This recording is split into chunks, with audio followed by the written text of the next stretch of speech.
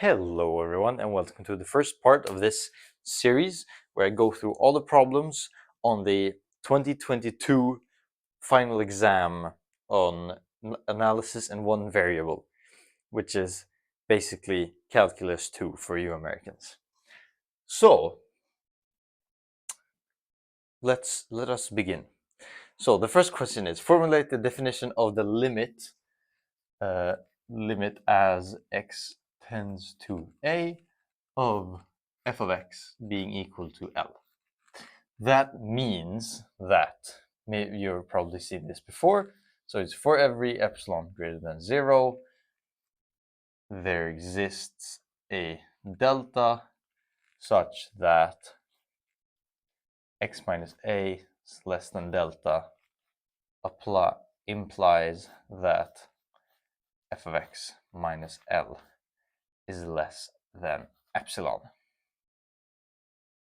So yeah, first part done. And for the second part, use the definition of the limit to show that f of x is equal to 3 minus 2x is continuous at x is equal to 5. Okay, so what does it mean for a function to be continuous?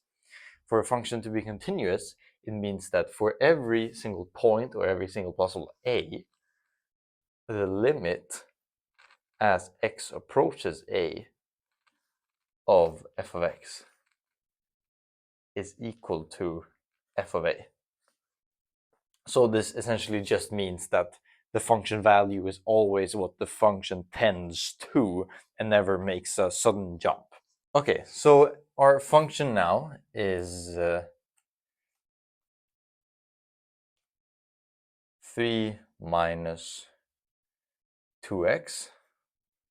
Our a here is equal to 5.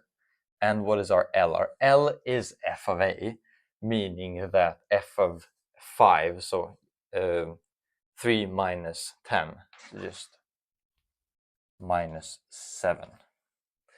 So essentially what we have to prove is that for every epsilon greater than 0, there exists a delta such that x minus a, which is 5, so the distance from x to 5 is less than delta. This should imply that, so our f of x minus L, what is that then? That is 3 minus 2x minus 7, so plus 7, meaning that 10 minus 2x is supposed to be less than epsilon. And let us start with the right-hand expression, so we can just rearranging things. We factor out of 2 and then we flip the order, or we multiply by minus 1 inside the absolute value, which doesn't matter.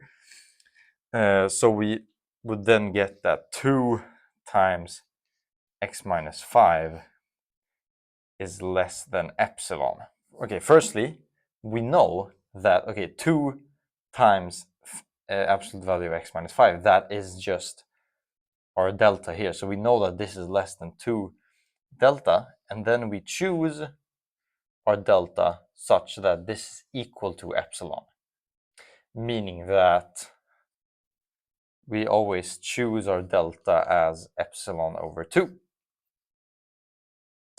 And now we're basically done, because then you just input this over there, and if you were to do that, okay, you would have this is less than epsilon over 2. You just multiply by 2 on both sides, and then you would get exactly this expression, meaning that they're equivalent, and also therefore the implication holds.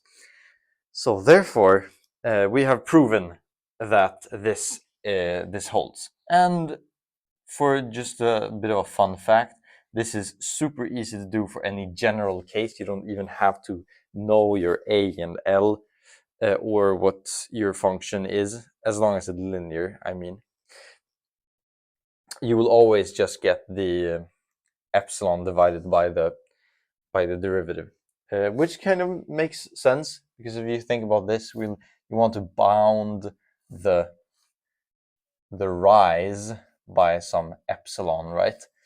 Then you know that the slope, the definition of the slope is the rise over run, so therefore choosing your run should just be dividing the rise by the slope.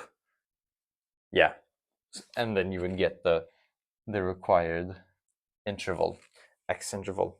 So yes, that was everything, and so thank you so much for watching. Check out the link in the description, and now moving on to question number 2.